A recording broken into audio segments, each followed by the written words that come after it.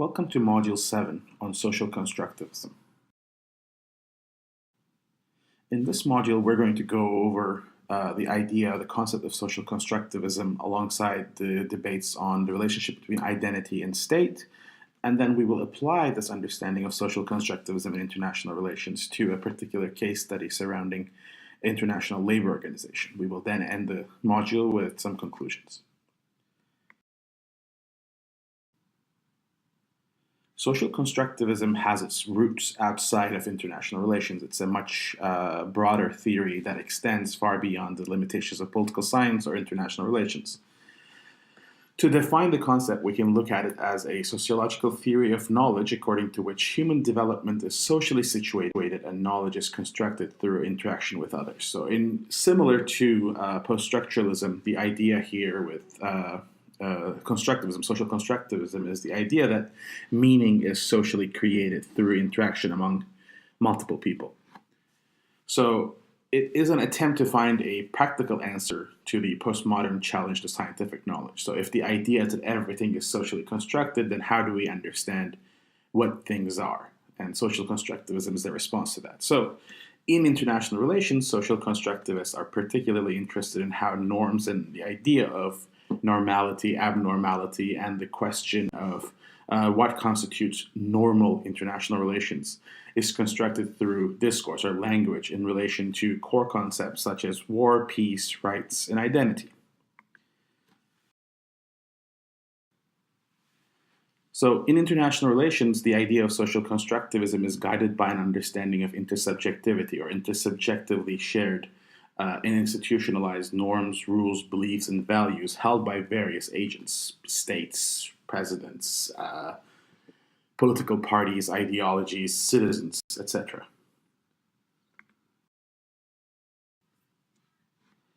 So for social constructivists, no single feature of social life is a given.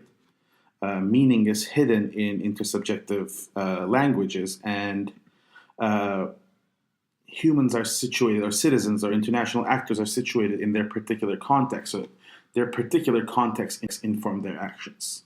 And humans reproduce, construct their worlds into existence through their actions. So to give an example, for example, if we go back to what we learned about anarchy and state behavior under anarchy, one might argue that every state is likely to have issues with each other, and those issues would be equally distributed and equally arranged. However, when we look at reality, we see a qualitative difference, or historically, we see a qualitative difference between the way in which the United States and Canada interacts versus the United States and Russia or United States and China interacts. And for social constructivists, the difference is the context, the difference is history, the difference is the intersubjective meaning that is given to those particular relationships.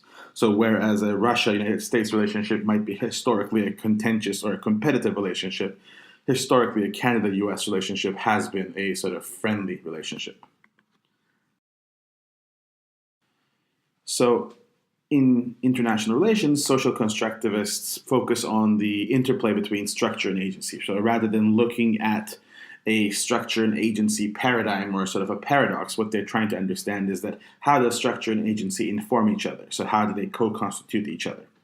They're particularly interested in the role of ideas, norms, and institutions, and they highlight in their analysis and their research the significance of identity and culture.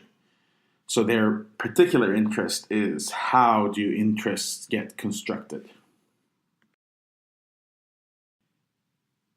If you've seen the movie The Matrix, you would know that the whole premise of the movie is built on this understanding that what the main character Neo considers to be real inside the Matrix is a socially constructed reality, that the real is not real. So to them, or to social constructivists, the question of reality and what constitutes real is a particularly important one. It is important in understanding what are real animosities, what is a real understanding of peace, what is a real understanding of cooperation. To them, these are all intersubjectively constructed discursive constructs.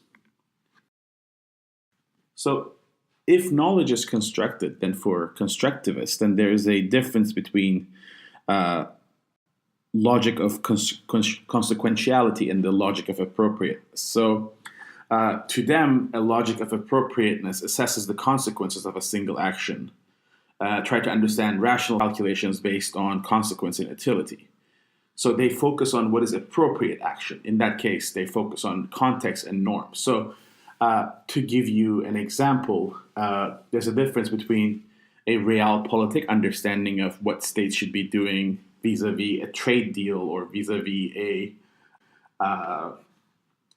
security concern versus what is an appropriate action. So what we're seeing, for example, from a constructivist perspective, is that the actions of the Trump administration in the United States focus more on a logic of consequentiality rather than a logic of appropriateness. So imposing trade barriers or trade tariffs to allies is not necessarily an action of appropriate action in relation to sort of how constructivists see the world, but in essence, it's actually sort of a consequential action. So to the constructivists, that particular set of practices might seem inappropriate given the sort of particular context and historical norms that developed in the West among allies. The core assumptions of constructivist international relations is that understanding world politics is possible. That it is through language we can understand trends and norms in international relations. The idea that there is a structure that is separate from agency, or the so-called structure-agency duality for constructivists, is a fallacy in the sense that those two concepts are mutually constitutive, that we can't read them outside of each other. To quote Alex Wendt, which is sort of an influential constructivist in international relations, to him, he is what states make of it, that there is no sort of structural independent reality of what anarchy is, that anarchy is an outcome of intersubjective understandings of states, of their particular situation. And they believe that there is a role of norms in people's or states' behavior, that the norms sort of constrain, shape what we consider to be possible and what is impossible. So if we were to take the basic assumptions of social constructivism, what we see is ontologically that there are multiple actors. This is not a single theory, doesn't specifically say what those sort of actors could be. The understanding is that various actors can shape social reality.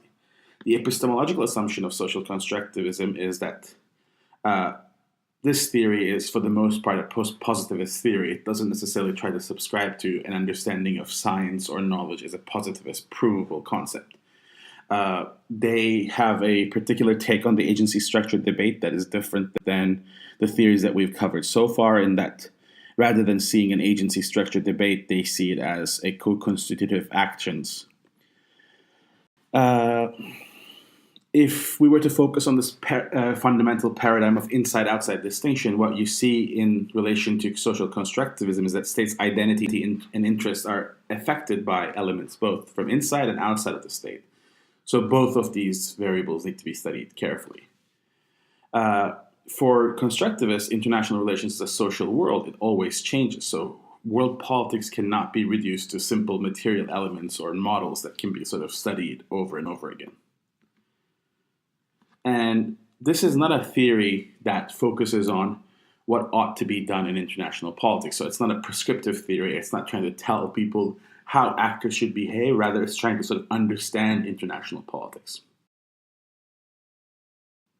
So to once again go back to what we just covered a few slides ago, the idea of logic of appropriateness is quite important for constructivists because it brings together two things. It brings together the question of context and norms, but it also brings together the understanding of how those contexts and norms inspire or influence what states would consider to be appropriate action. So constructivists argue that states, rather than focusing on realpolitik or focusing on an idea of, for lack of a better word, for idealism, states should focus on appropriateness. What is an appropriate response to a particular action or a particular dilemma? That's what constructivists argue. A particular puzzle within constructivism that is important for us to understand is the question of identity politics, that the house of religion, nationality, ethnicity, language, or the questions of gender, race, social class, etc., come together to form an understanding of identity that then gets contained within a nation state. So how do we then define what it means to be X, Y, Z, like what it means to be Canadian, what it means to be French, what it means to be American. And the idea there is then sort of what makes these constructs stable, what makes them relevant, what makes them important for international politics. How do we define these concepts? And then what gets left out, what gets put in, how do we sustain or stabilize those identities? And constructivists, in terms of their methodology, focus on the question of discourse or the concept of discourse to understand how identity politics or how any kind of social construct emerge. So, to quote an author, the discourse is a conceptual generalization of conversation within each modality and context of communication. According to Michel Foucault, which is a French social theorist, discourse is a system of thoughts composed of ideas, attitude, courses of action, beliefs, practices that systematically construct the subject and the worlds which they speak. So here the important thing to understand is that discourse becomes the universe, the universe of possibility, the universe of imagination, of what is possible in international politics and what is not. It's similar to sort of like how we understand discourse in national politics, but in international politics, because of the rather intangible aspect of international politics, it's not unimaginable to see this discourse as being sort of a central object through which constructivists understand or shape reality. To go back to the question of identity, and the word identity comes to English through the Latin identitas, or the word sameness. That word refers to the relation each thing bears only to itself. So it's sort of like, how does one compare to me, is the sort of like general attitude in questions of identity. In international relations, identity functions as the basis of a self-other distinction, often used to justify the core concepts that we've covered so far in this class of questions of sovereignty, the questions of citizenship, the questions of social construct, but even if you extend it to questions of war and peace, that how is it that we establish understandings of war and peace, or understandings of inside-outside distinctions based on an understanding of identity as something that we have versus what someone else might have. So that's the interesting thing that is to understand, that is to sort of focus on. A particular thing to understand in international relations is that discussions of identities often get associated to or sort of normalized within a discourse also of interests. So constructivists approach interests in a different way than, for example, the way in which we talked about interest in relation to realism or liberalism. For constructivists, interests are constructed. They're intersubjectively constructed, and they're subject to change. And identities to them are, while relatively stable and role-specific, expectations about oneself are acquired by interacting with others. So what that means is to be Canadian, whereas that concept is relatively stable, it has role-specific understanding. So what it means to be Canadian in relation to a conversation with Americans is different than what it means to be Canadian to have a conversation inside of Canada. And then there's also the different expectations of those specific understandings that are stemmed from interacting with others in the sort of the capital O understanding of others, of different actors that have different understandings of who they are in relation to us. So it is important to understand that particular distinction. This question of the potential risks and opportunities of approaches associated with placing emphasis on ideational or linguistic aspects of international relations is an important one. Because the moment that we slide into this understanding of relativity or instability of core concepts, that what becomes that everything becomes a particularly fluid, particularly sort of uneasy concept. So it just becomes rather dangerous or rather speculative. So we must be aware, we must be cognizant of that. We must be cognizant of the difficulties or the risks of opening up debate on what it means to be Canadian.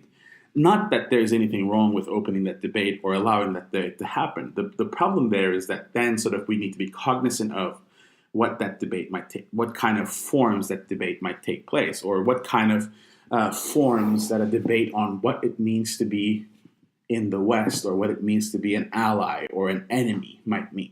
So the moment that you sort of open those concepts or those relatively stable understandings open them up for a debate through ideational or linguistic aspects, you are opening yourself up to probably a very lively debate on what those terms mean. So it's always destabilizing. It's always sort of contentious, and in many ways political to have those debates. Let's take a moment to revisit what we have learned in previous lectures. Structure refers to a cluster of norms, rules, principled beliefs, shared knowledge practices, and even material factors. So we can talk about anarchy, capitalism, democracy, as sort of, or laws or constitution. Agency is the role played by human beings or different actors and human institutions in affecting outcomes. Human beings matter, and what they think and they do matter to agency-focused theories. Similarly, we can look at the idea of rules and norms as also core concerns of constructivism. Norms are generally accepted values that define standards of appropriate behavior for agents. So we can talk about norms of human rights or norms of democracy to understand how constructivists might evaluate actions in international politics. Rules are much more formal. They're a set of principles which prompt actors to act in a way defined by the rules. So rules can be regulative, but they also can be constitutive, meaning that rules specify what counts as an activity, for example. Let's take a moment to think about this question. Are states ontological givens of the international or international relations? What that means is, can we think of international relations outside of states? This is a core question that constructivists ask in relation to perhaps prompts that stem from liberal understandings of international relations. That can we imagine international relations either outside of the state system or in a way that includes other actors that is not just the states? Can we think of an international system where international organizations have more control or more agency, or citizens have, or private actors have? What is it? Can we imagine, or can we discount, for example, the agency of multi-billionaires or trillionaires of the world? Or can we imagine a world where NGOs like Greenpeace or World Wildlife Fund have agency in a way to define agendas or define understandings of what is the environmental crisis? Or can we think of an international regime where refugees have agency even when they don't have citizenship? So for constructivists, that's a provocative way of thinking about the international relations. Now let's take a moment to think about that question in relation to the International Labour Organization and the question of labor rights. The International Labour Organization is a specialized United Nations agency. It is part of the UN's development group. It particularly deals with labor standards and social protection of laborers and works towards providing work opportunities for all. Fair opportunities, fair wages, equal access to work. So the ILO is the defender of labor rights, as it represents governments, employers, and workers. So if you look at the way in which the ILO Council works, you'll see a ratio of 2-1-1, meaning that for governments provide 2 representatives, employers provide 1, and the workers provide 1. So it shows you how, for example, a UN agency, even though it's trying to be sort of inclusive, must prioritize governments and states. If we take a second to look at the fundamental principles of ILO and its focus on rights at work, what we see is that they have a particular focus on the rights of workers to associate freely and bargain collectively. They're passionate about ending forced or compulsory labor, ending child labor, and ending unfair discrimination among workers based on race, gender, social class, etc. If we go back to our earlier discussion of how international organizations work, what we would see is that an international organization would be working in an ecosystem where it would consist primarily of states. So it would not come as a sort of in a power ladder over the state, but rather it would be constituted by states. So in that regard, the International Labour Organization can register complaints with states, but it cannot sanction or penalize or fine governments for their actions or inactions. So instead of directly engaging or sort of shaming governments, what the ILO does is it provides labor statistics. In particular, they provide an annual data set which is quite important called the Key Indicators of the Labor Market around the world of all countries that are participants to the ILO. They provide teaching and training practices for employers and government officials and workers. They focus on raising awareness for elimination of child labor, forced labor, and the exploitation of migrant workers. They push a decent work agenda that focuses on promoting minimum wage laws in places where there are no minimum wage laws. And they primarily focus on improving the rights of laborers. The decent work agenda focuses on the availability of employment in conditions of freedom, equity, security, and human dignity. That as part of a broader understanding of human rights, they believe that people should have the freedom to choose the work that they have. The workplaces should have equity principles in the sense that sort of different or marginalized groups do also have access to work. There should be both security in finding a job, but also having the job security, and that the jobs that people work in must promote or at least sort of ensure human dignity. But labor in general is a part of a much larger puzzle related to development, trade, and production of the global market. So ILO is not sort of an independent actor that is the only actor within this ecosystem. So International Monetary Fund or the World Bank, World Trade Organization are all part of the development-related discourses and practices within the UN family. And all of these agencies have different perspectives. So some focus on equal opportunity, some focus on equal distribution. ILO is particularly interested in the question of social justice and labor rights and standards. So they believe that workers are the most vulnerable to the neoliberal trends that are often championed by IMF, World Bank, and the World Trade Organization. So within the broader question of labor rights, what we see is when corporations are trying to maximize their profits and moving capital and infrastructure around the globe to find the most profitable location, they also tend to cut benefits and work safety and work standards or bust unions in the process. So structurally disadvantaged groups such as women, youth, disabled, or undocumented workers see the worst effects of this tendency of neoliberal markets. So on the one hand, the argument could also be made that by moving production around the world, corporations are trying to sort of find new avenues for production by chasing so that the production is cheaper. The counter argument could be made that that movement of production is also enabling countries which did not have work in the first place to have work in the first place. But that is to be debated in the sense that I don't know if the argument or if the primary logic is to provide equity among the nations of the world or to find the sort of cheapest possible avenue for production.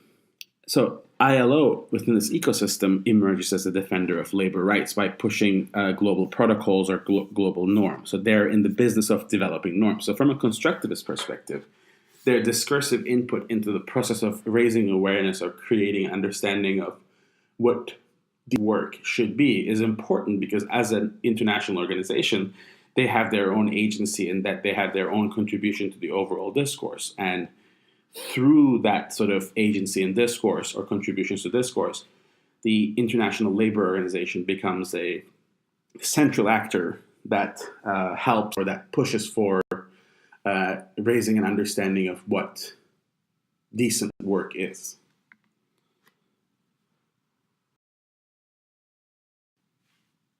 So, from the social constructivist perspective, if a social constructivist were to be developing a research agenda around the ILO, they would be asking some of these questions. So, how does the ILO, with institutions and bureaucracies, impact change in global labor landscape? How did we normalize the exploitation of workers? How did we relate right discourses surrounding labor with economic processes? Could awareness campaigns about labor rights generate enough interest to force change? These are the kind of questions that they would be asking questions about.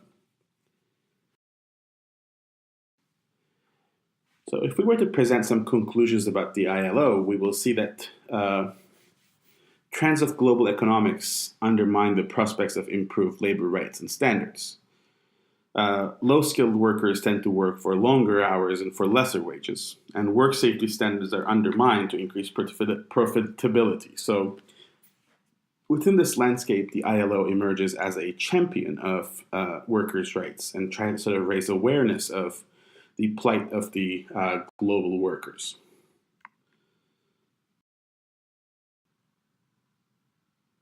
So the International Labour Organization tries to counter the trend that I've discussed in the last slide, but they do not have a binding power. They don't have the power to sort of force states to take action. So ILO may report, name, and shame repeat offenders, but doing so might also alienate countries that take voluntarily part in ILO as an organization. So ILO has to sort of walk a tightrope. ILO cooperates with states to slowly improve worker rights, and they develop training programs and educational material to inform workplace inequalities, both for the state, or the bureaucratic audiences of the state, but also for the general public, so that hoping that in the long term, the general public awareness could force the state to take action in a favorable way to improve workers' rights. So if we were to sort of take a step back and focus on the broader take-home points for constructivism, we would say that norms and institutions matter for international relations. Behavior of the states is not shaped by structure or anarchy, but by shared beliefs and socially constructed rules and cultural practices. Identity, interests, and preferences can and do change. Institutions such as states, international organizations, NGOs, etc., are embodied in norms, practices, and formal organizations.